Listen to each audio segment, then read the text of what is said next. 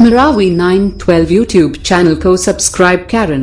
जनपद पंचायत पुष्पराजगढ़ के वार्ड क्रमांक 4 से जनपद सदस्य पद हेतु शिक्षित मिलनसार कर्मठ जुझारू मेहनती अनुभवी मृदभाषी प्रत्याशी हमर बहिनी हमर बेटी कौन बीना देवी बघेला चुनाव के चिन्ह ब्लैक बोर्ड में मुहर लगा के हमर बहिनी ला जितवाना है और भैया वार्ड क्रमांक 4 के विकास ला कराना है, विकास ला कराना है। झन भुला काला ब्लैक बोर्ड यानी तख्ता के छापला।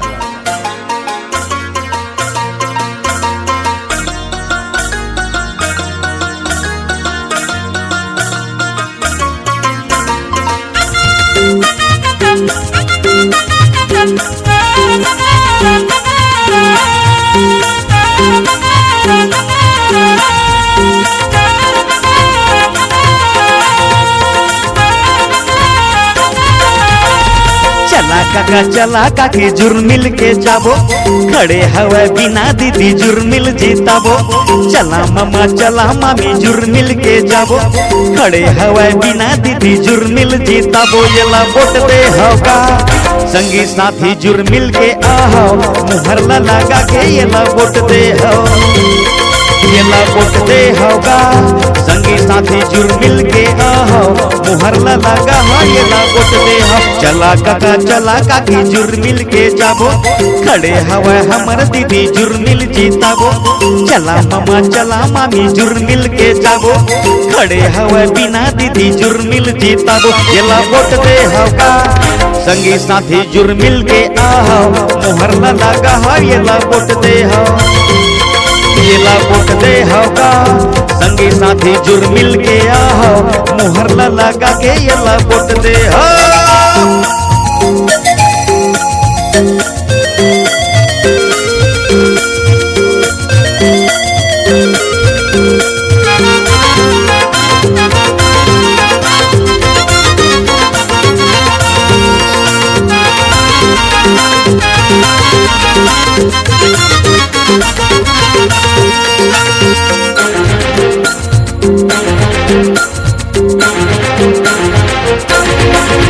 अरे दाई मन दीदी मन बिना दीदी ला जीताना है।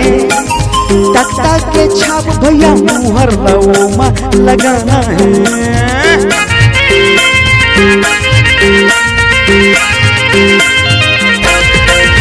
अरे दाई मन दीदी मन बिना दीदी ला जीताना है। तख्ता के छाप जेमा मुहर ला जुर्मिल लगाना है। चला दीदी चला दाई जुर्मिल के जाबो खड़े हवे बिना दीदी जुर्मिल जीताबो। चला मामी जुर्मिल के जाबो खड़े हवे हमर दीदी जुर्मिल जीताबो। येला वोट दे होगा संगी साथी जुर्मिल के आओ मुहर लगा हो येला वोट दे हो, येला वोट दे होगा संगी साथी जुर्मिल के आओ मुहर लगा हो येला वोट दे हो।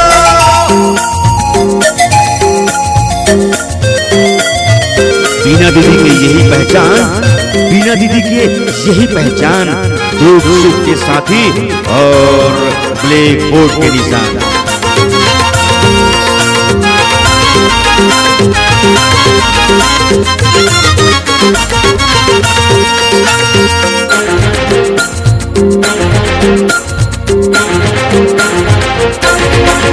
अरे बिना दीदी ला ही सब जन जीताना है। तख्ता के छाप भैया मुहर लवो मन लगाना है।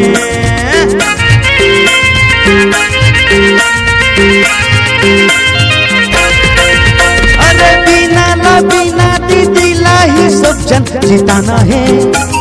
तख्ता के छाप भैया मुहर लजेमा लगाना है। चला दीदी चला दाई जुर्मिल के जाबो खड़े हवे हमर दीदी जुर्मिल जीताबो।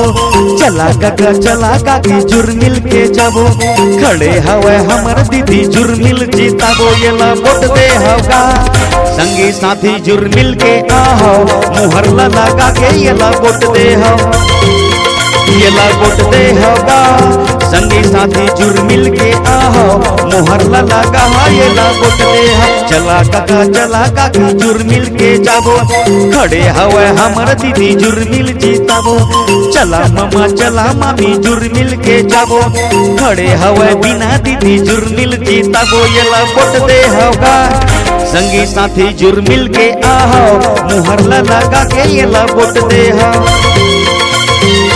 तो बहिनी मन दाई मन दीदी मन झन बुरा काला ब्लैक बोर्ड यानी तख्ता के छाप